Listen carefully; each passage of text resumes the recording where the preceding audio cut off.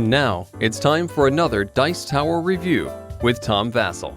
Hey folks, today we're taking a look at V-Wars from IDW. This is based on a comic book series from IDW, and in case you don't know much about it, this game actually comes with a comic book. And apparently V-Wars is in the future, and there's a virus that turns people into vampires, but there's like some sympathy for the vampires. Although after reading the comic book, I don't know why anyone would have sympathy for the vampires, but apparently the vampires are trying to rule the world, but by doing so, by making people think they're not that bad. And that's kind of where this game is. Now, what attracted me to the game wasn't the theme, vampires are whatever, but by the designer, Rob Daviau, who has done some amazing games in the past, so I was very intrigued to see how this one plays. Let's find out.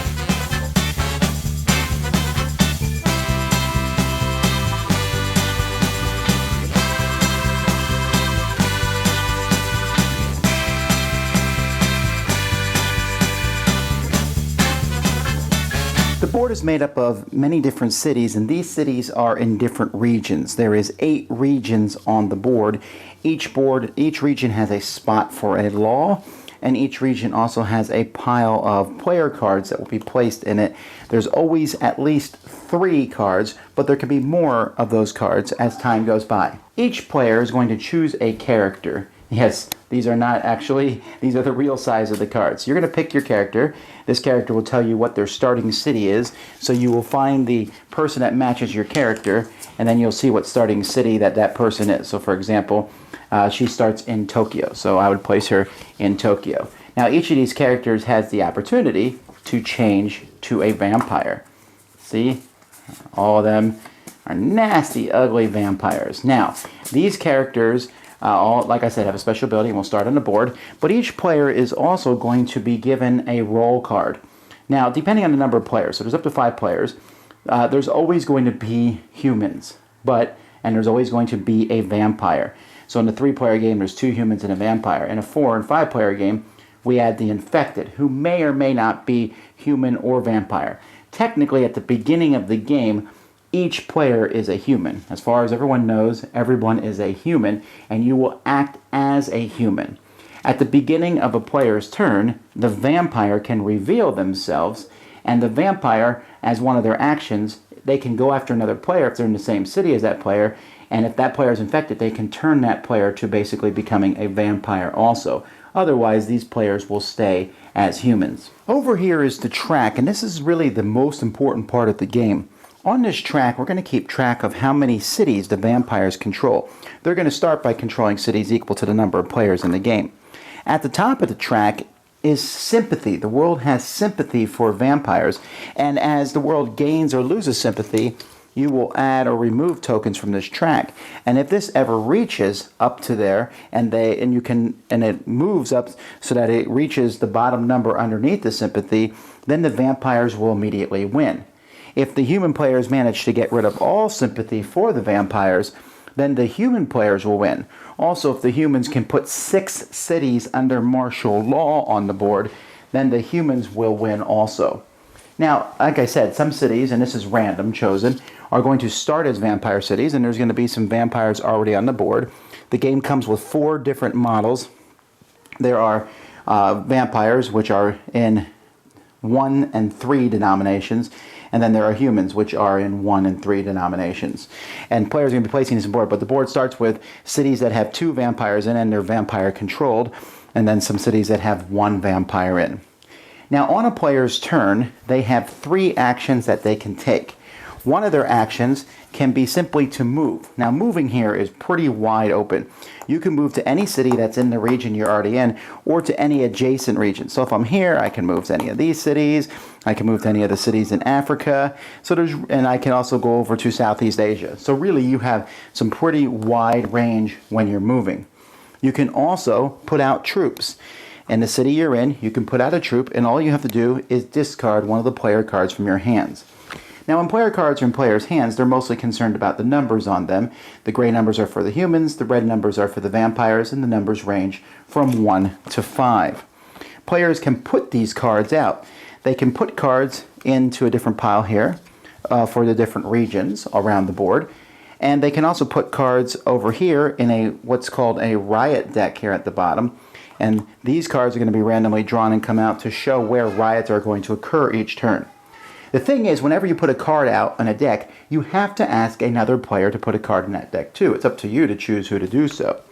And these cards will be shuffled in each time cards are revealed from a deck, because you don't want to know who put what card in what deck, but you're trying to put cards in that will help your side out. You can also assassinate on your turn. You can remove a troop that's in your city. By the way, I said you can put a troop in a city and you can remove a troop from a city. Both of these cost a card to do. But if the vampire has revealed themselves, and interestingly enough, they have a stand for the vampires too, that's different. The vampire will be removing these troops with cards and will be adding vampires with cards. Finally, a player can investigate. Each player has an investigation token, one of these, and they can try to pick another player, and if that player is a vampire, great. That vampire has to reveal themselves, and then they will lose half the sympathy on the track. Just like if a vampire revealed himself. Now, if they pick the wrong person, you're going to add sympathy to the track, so you have to be very careful. So those are the different actions that players will take. When a player is done with their actions, there will be an event. Many of the events are uprisings, like here I'm going to put 3 vampire troops in Atlanta, but I reduce this for every human troop in Atlanta. Now you can see the event that's going to happen this turn and the event that's going to happen next turn, so you can be prepared. Vampires tend to multiply pretty quickly. There are many times where it will say vampires arise, which means that you will add vampires to a city, 1 plus the number that's already there. So if there's no one in the city, it's 1, but if, like this one, there's 2, you will add 3 more vampires. Any city that gets 6 vampires and then adds more, that city will become a vampire-controlled city, and if a vampire-controlled city goes over 6 vampires, then the sympathy track is going to move. Now, after you deal with the event card, then there's going to be a riot in the city that's mentioned here. Now, what you're going to do is you're going to take this card and you're going to shuffle that card into, this is Manila, so Manila is over here in Southeast Asia, and you will shuffle all the cards. You'll then look at Manila. Are there any troops in Manila? Let's say there was a enemy troop in Manila, a human troop. It's important to know who the attacker and defender is in each situation. Most cities, the humans are defenders, but if the city is a vampire city, then the vampires are the defenders. You flip over the first card. If this card is the opposite of any troops in the city, which this one is, this kills 3 human troops. The human troops are dead, and we then flip this card over. If there had been no troops in the city, then we leave this card face up. And then we turn over the cards one at a time. So now we have 5 for the vampires, and now we have 9 for the vampires. Whenever you go over 6, the battle's over for either side. So there was no way the humans were going to win this battle no matter what, because they only ever had 1. And if the troop had stayed there, they would have added that 1 to this number. So troops in a city will add to these numbers that you're turning over. What you're trying to get when you turn these cards over is 6 or 7, because that's a clean victory. Here the vampires got 9, so it's a massacre. Now, there's a chart here to see what happens. If the attacker wins without a massacre, you will change the city owner. So if the vampires won with a 6 or 7, they will become the new owner and will move the victory marker on the track, and sympathy moves 1 towards the attacker. That's pretty good. If the humans were attacking a vampire city, we'd get rid of the vampire marker and move the sympathy the other way. Here the attacker wins with a massacre. They won with 9. So we change the city owner, we move the victory marker, but then we move the sympathy in a defender's favor. So it would move away from the vampires in sympathy, because the vampires just did such a bloody victory that people in the world are starting to hate them more. Now, if the defender wins without a massacre, they move the sympathy 2, which can be a big deal, or they can rally. When the humans rally in a city, they can move sympathy, or they can place this martial law token on the city. So let's say they won in Manila. They could put that martial law there, and putting martial law in a city is useful because the revealed vampires can never go there. And in a martial law city, many of the event cards will be much lessened if an area has a martial law city in it. Not to mention 6 martial law cities wins humans the game. If the defender wins with a massacre, nothing happens. They were defending their land, but you don't get any sort of bonus from that either. And then when you have the rally options, the vampire can become, if the vampire is defending a city and they do it without a massacre, they can become a pet-book vampire without losing any sympathy there. Or they can awaken another player to see if they're infected. So there's some interesting things here from a battle. When the battle's over, we will remove these cards. The soon cards come to the now. We draw more cards.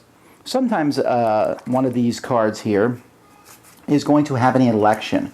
When there's an election, you're simply going to take all the cards that are here, reveal them, whichever side has more, is going to have a new law put in place. There's 2 decks of laws here, the top 2 are revealed. These laws will come into place, whether it's a human or a vampire, and it will give it some sort of bonus. Like for example here, moving a human player into or out of this region costs an extra action. Here for the human players who start this turn in the region can look at the region's deck and discard 1 card from it. Now, these cards that are in these decks aren't always going to stay there. When the riot is over, the active player is going to secretly discard one. They don't have to show people which card they got of the revealed cards from a city. After an election, the 2 highest cards in a city go away. And remember, if there's ever less than 3 cards, you will automatically add some more random ones. This will continue until one of the teams of players, whether the vampire or the human players, wins the game.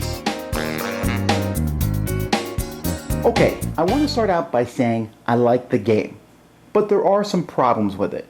Most of those problems stem from the fact that IDW just did not do a great job on the production. The rules were not as clear as they could be. For example, a riot happens every turn, but the rulebook never actually states that clearly. I just assumed and then checked with the company and designer and found out that is how the game works. Secondly, the design of the board, you saw how it was very red, and that's fine. You know, I understand they're going for that vampire look, but the different regions have these tiny patterns in them to differentiate them from each other, and it's really hard to tell at a glance. This isn't the end of the world, but it's just, The plastic miniatures are fine, but again, these cards, I'm all glad that we have large character cards, but why are they so big? You're like, well, what's wrong with being big, Tom? Well, these cards are taking up room on the table. They're just giant cards. And the cards themselves aren't good quality. I'm going to have to sleeve the roll cards because they already were taking a little bit of damage.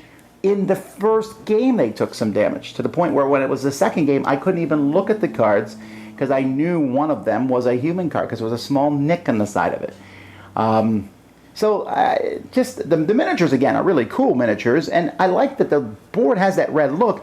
It just, because so many times you're like, well, what region am I in? And you'd have to kind of look at the board. Some regions are easy to tell apart, but figuring out which regions were adjacent to each other and so on, that was a little bit of a mess. It's just not as good as it could have been. It's playable, but it could have been much, much better. For the gameplay itself, you're like, well, okay, you've seen these sorts of games before. One person is a traitor, everyone else tries to figure out who that is. But that is not exactly how the game works. I mean, I was having these premonitions of, Fury of Dracula, or even when we were starting it out, we were drawing random cards to put out cities. I was like, is this Pandemic? But it's not, and it's really a different feel. I can't imagine, after the games that I played, that the vampire himself will ever try to remain hidden the entire game. In fact, he's going to reveal, or she's going to reveal themselves as the game goes by. The question is when. You don't want to do it too early. You probably will lose. But you need to reveal yourself. And when the vampire reveals themselves, at that point, the game becomes a team battle. And it's back and forth. And what the humans need to do in this game is they need to win as fast as they can. Because the game allows the vampires to get stronger and stronger and stronger. But at the beginning of the game, the humans have to make some decisions. At first, I was like, why are we even putting out these martial law cities? Yeah, 6 of them win you the game, but it's a lot easier to make the sympathy go down to 0. It is. But later on, as more events show up, and you're like, oh man, if only we had martial law here. Oh, if only with martial law would have stopped them here. So there's that balance. Sympathy is dangerous, and you got to be careful not to let it get too high. And in fact, you have to be very careful not to let it get to a point where the vampire can simply accuse another player falsely on purpose and win the game. The infected players, and I think the game is probably best with 4, because there's 1 infected player and he has to decide whether he's going to join the vampire or the humans. With 5, the vampire has a slight edge on things because if he can figure out both infected players, he'll do fine and he has a better chance of finding one. And with 3, there's no infected player, so it's just 2 humans against the vampire. The game is really best with 4, but I've tried it with the different counts and it does work. But the vampire player is basically trying to gauge and win, and the infected players just sit there and go, okay, I think the vampire player is going to win, so I'm going to start helping him out now. So that's kind of an intriguing thing, and I like that. The game becomes all-out war as time goes by, and that's a fascinating thing. The special abilities are cool, and the fact that the special abilities flip. For example, here, when this person draws from the event deck, they draw 2 cards and discard 1. That's a big deal. But when they become a vampire, when vampires come in the city you're in, each city produces 1 more vampire than normal, or when you're in the region that you're in. Well, that's pretty cool. And so those are both really neat powers. In fact, her power for the human can be used to help the vampires. Well, this was the better event card. The riots themselves kind of have this Battlestar Galactica feel to it, where you're playing cards in the deck and then revealing them. But it's really interesting the cards you put in there. Aren't you going to want to put 5s in for your side? Well, yeah, but lower numbers are actually better, because lower numbers help you get to that 6 and 7. You put 5 in there, there's going to be often massacres, and the theming of that works well. Overall, the game itself is a very solid game. Production values bring it down a bit, but theme and just the fact that it felt different than any other game of this genre bring it back up again. And I like it. Like I said, I think it's best with 4 players, but it works with 3 and 5, but it's best with 4. And it takes about 90 minutes to play. There's some back and forth at the beginning, like, who is the vampire? Who is the vampire? But once you figure out who the vampire is, it's like, all right, what best tactical plays can we do here to win the game? Certainly, one that's very interesting, that's V-Wars. Dice Tower Judgment, approved! Thanks so much for watching the Dice Tower videos. Find more great videos and reviews, as well as our top-rated audio podcast at Dicetower.com. You can also find other great shows at Dicetowernetwork.com. I'm Eric Summerer, and you've been watching The Dice Tower. The Dice Tower is sponsored by Cool Stuff Inc., where you can find great games for great prices. Cool stuff in stock. Check them out at CoolStuffInc.com. Shut the door. There.